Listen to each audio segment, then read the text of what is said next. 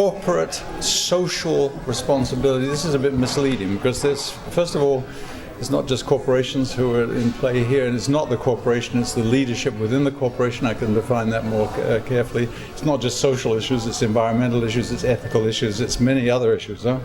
So responsibility, it's not the corporation, it's the people who run the corporations.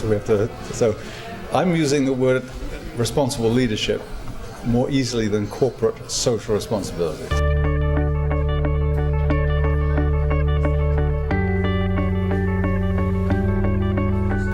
This is part and parcel of leadership responsibility in total. You cannot separate this from the rest of the job of leading a company. And so I'm always thinking, the first thing is to run a good company, make some money for the shareholders. The second thing is to move the company to the future. And the third thing is to do both responsibly.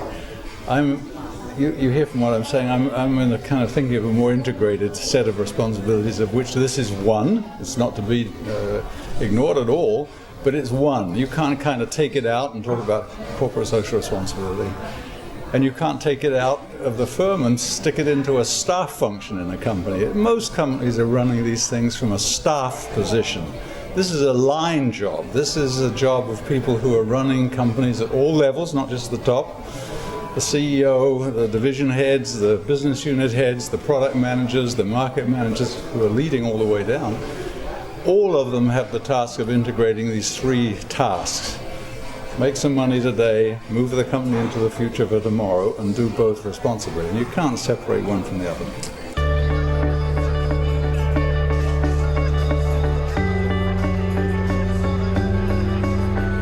One of the things that impressed me tremendously is the founding years of Hewlett-Packard. Dave Packard and Bill Hewlett were on the right track, and Dave Packard used to say, the business of a company is not to make a profit. The business of a company is to make a contribution. And if we make a contribution, we'll make money on the back of it. They didn't try to do things together. They didn't say, we have to make a business out of being responsible. No, they said the first thing is to make a contribution. Profits follow. This is a good example. There's some companies who practice this today. I think I talked this afternoon, I think Nestle is a really good company. I think IBM is a really good company. I think some family companies who have a longer term perspective by definition are doing the right kinds of things. I think some social entrepreneurs can teach us something because they have a sense of social purpose first. Some of them have difficulty with the financial purpose. They're the other way around. We've got a lot of corporations for whom the only purpose is the financial one, and the social is so we have to find some good balance. And there are examples, many good examples, but not by far enough. We're fighting a losing battle.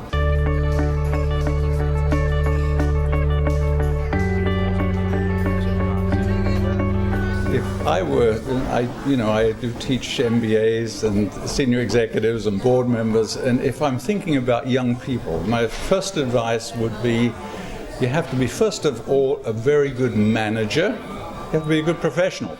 Don't talk about responsible leadership from a background in environmental sciences. This is not going to go. You have to learn to be a first-class manager. You have to learn to be a first-class leader, which is very different, because leadership is about movement. Leadership is about creating a vision, bringing people with you, seeing the way to the future. And when you've got that under your belt, then you can certainly add on this absolutely important third dimension. But I would never advise young people to sort of build up the third dimension without having the first two in place. It won't sit in a company. You can do well by being a first-class professional, and then people will listen to you about a broader purpose. But if you talk about a broader purpose and you're not a good manager or leader, it's not going to go.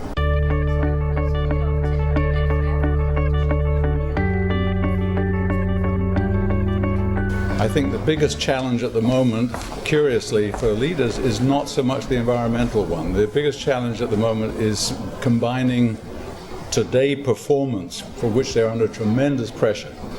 You have to know that the ownership structures of companies is changing dramatically in the direction of the financial markets playing a bigger role. So the problem for today's leaders and managers is actually to balance long-term with short-term, to leave enough time, resources, and to get people motivated towards something that's just beyond the next year. Only when we've got that in place again, and there's a pendulum swing, and the pendulum has swung heavily into the short term. That's the biggest challenge. If you really ask people leading companies if environmental issues or social issues or ethical issues are their biggest problem, they'd probably tell you not. Their biggest problem is now dealing with the future in some fashion. The future includes that, of course. If you're going to create a vision for the future and it doesn't have a component in it, which is to handle some of our longer-term societal problems, you probably don't have a good vision. But I think that's where the moment where people are concerned. They're having a real trouble getting a little bit unglued from the very, very short term.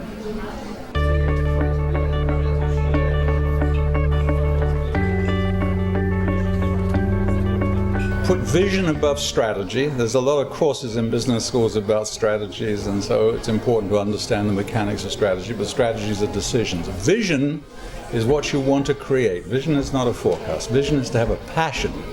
So you better have a vision of something you want to create. My first advice would be, what are you really passionate about? What can you turn your passion to, and then concentrate on that and create a vision, and the strategy follows that, and the budgets follow that.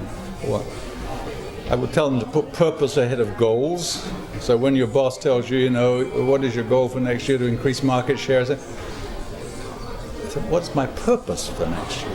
Why am I doing this? What is my real purpose? Because defining purpose, and there are always three: personal purpose, the organization's purpose, and the purpose for the society.